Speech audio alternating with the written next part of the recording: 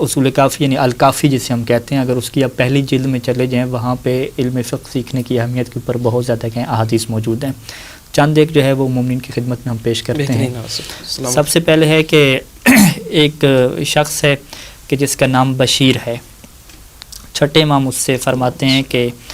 لا خیر فی من لا یتفقہ من اصحابنا یا بشیرو، کیا ہے بشیر، لا خیرہ، کوئی اچھائی نہیں ہے، کوئی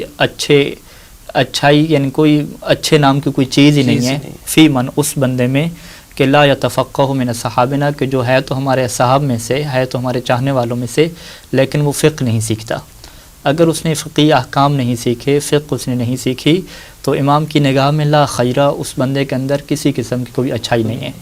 اور عربی جاننے والے یہ جانتے ہیں کہ لا خیرہ میں جو لا ہے یہ ایک نکرہ کے اوپر داخل ہوا ہے، اور جب یہ لا نکرہ کے اوپر داخل ہو جائے تو اس میں ہر قسم کی نفی ہو جاتی ہے، یعنی کسی بھی قسم کی اس بندے کے اندر آپ اچھائی کو نہیں محسوس کر سکتے۔ یعنی ہم یہ کہہ سکتے ہیں کہ ایک انسان ہے، ماشاءاللہ سے اس کا اخلاق بہت اچھا ہے، وہ انسانوں کی مدد کرتا ہے، انسانیت کا بڑا دل میں درد رکھتا ہے، اور ہمیشہ بہت اچھا انسان ہے،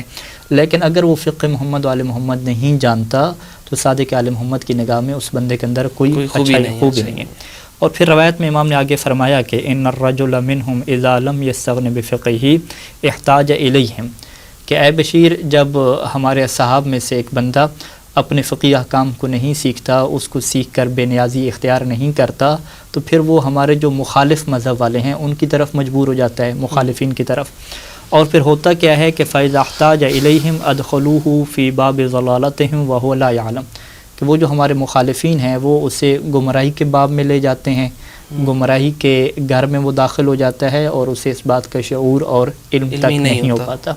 یعنی صادق آل محمد یہ فرماتے ہیں کہ اگر آپ فقہ نہیں سیکھتے تو سب سے بڑا نقصان کیا ہوتا ہے، آپ باب ضلالت یعنی گمراہی کے دروازے میں داخل ہو جاتے ہیں، اور اس کی وجہ کیا ہے کہ آپ بہت ساری چیز کو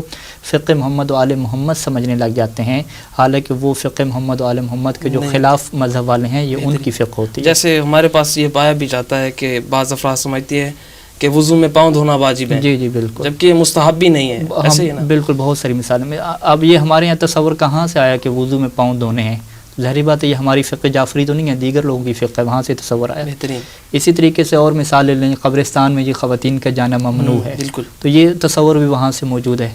یعنی آپ بہت ساری ایسے مسائل دیکھتے ہیں بہت سارے معاشرے جو ہمارے نہیں ہوتے لیکن سمجھ رہے ہوتے ہیں لوگ، یہ سمجھ رہے ہوتے ہیں کہ یہ ہمارے مسائل ہیں۔ تو یہ وہی مشکل تھی کہ جو امام صادق علیہ السلام نے بشیر سے فرمائی تھی کہ اگر اس طریقے سے نہیں ہوگا تو پھر لوگ جو ہے وہ دیگر فقہوں میں داخل ہونے لگ جائیں گے جو یقیناً گمراہی ہیں، باب ضلالت ہیں۔ اور اسی وجہ سے جو ہے وہ اس روایت میں ہے کہ جس میں امام صادق علیہ السلام فرمایا کرتے تھے کہ تفقہوا فی الدین فإنہ من لم یتفقہ منکم فی الدین فہو اعرابی، کہ تم دین میں تفقہ حاصل کرو، علم فقہ حاصل کرو، دین کے قوانین کو سمجھو۔ کیونکہ جو بندہ دین نہیں سمجھتا، دینی احکام کا علم حاصل نہیں کرتا، فہو اعرابی، تو وہ بدو ہے، یعنی اس سے جاہل بھی نہیں کہا، جاہل سے جو بڑا تانا ہے بدو ہے، ورنہ جاہل ہم دیکھیں کہ انسان بہت ساری چیزوں سے جاہل ہوتا ہے، عالم کل تو کوئی بھی نہیں ہے۔ ہم لوگ بھی سائنس کی بہت ساری چیزیں، طب کی بہت ساری چیزیں، فقہ کی بہت جاہل ہیں۔ جاہل ہونا عیب نہیں ہے، اس جہالت کے بعد بدو پن کرنا کہ وہ انسان جو ہے وہ بالکل وحشی قسم کے انسان ہو جائے اور کسی چیز کو نہ سیکھے، وہ کیا ہے، عیب ہے۔ اسی وجہ سے امام صادق علیہ السلام اسے جاہل نہیں کہتے تھے، اسے عربی کہتے تھے، وہ شخص کیا ہے، بدو ہے۔ اور اتنی اس کی جو ہے وہ سخت مذمت ہے کہ جو بندہ فقہ نہیں سیکھتا۔ ایک روایت اور بھی آپ کی خدمت پیش کرتا چلوں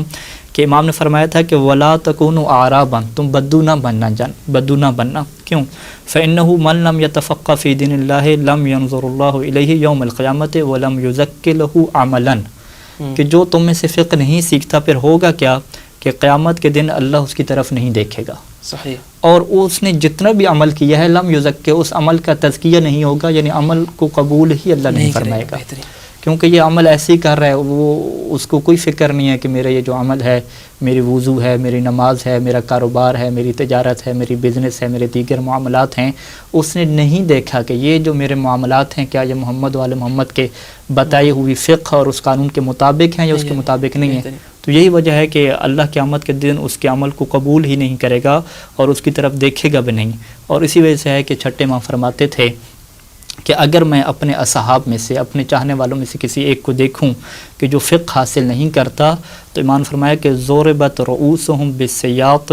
حتی یتفقہوا، کہ میں یہ چاہتا ہوں کہ میرے اصحاب کو کوڑوں کے ذریعے سے ان کے سر پہ مارا جائے تاکہ وہ فقہ حاصل کریں، کیونکہ امام کی نگاہ میں یہ ہے کہ اگر میرے چاہنے والے فقہ حاصل نہیں کرتے تو قیامت کے دن پھر اللہ ان کی طرف نگاہ کرم بھی نہیں فرمائے گا اور ان کا کوئی عمل بھی قبول اللہ نہیں ہوگا۔